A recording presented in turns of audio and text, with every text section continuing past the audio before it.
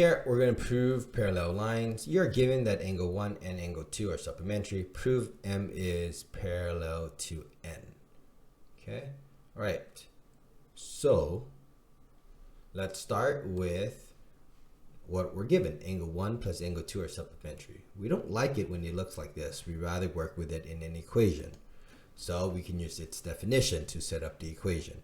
Measurement of angle 1 plus the measurement of angle 2 equals to 180. From here, we can either look for vertical angles or linear pair. The last problem, proof 5, showed us using vertical angles. Here, 1 and 3 look like they make a linear pair. So we use the measurement of angle 1 plus the measurement of angle 3 equals to 180. That's by linear pair. Notice we can use the transitive property if you would like, but here I do it the long way. I set these two equations equal to each other by using this substitution property. Angle 1 is plus angle 2 is equal to angle 1 plus the measurement of angle 3.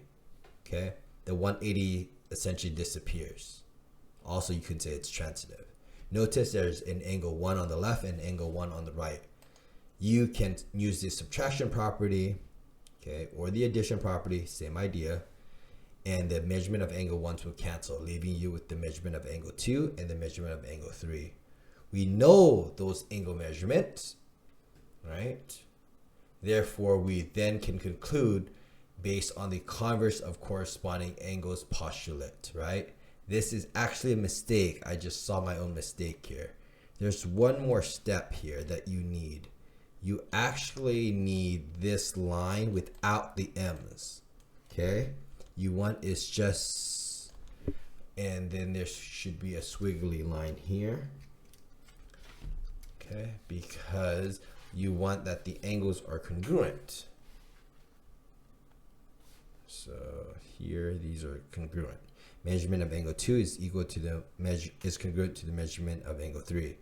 Then by the corresponding converse of corresponding angle postulate, we can say that the lines are parallel. The reason for this, I think, yeah, you can just use the definition of congruent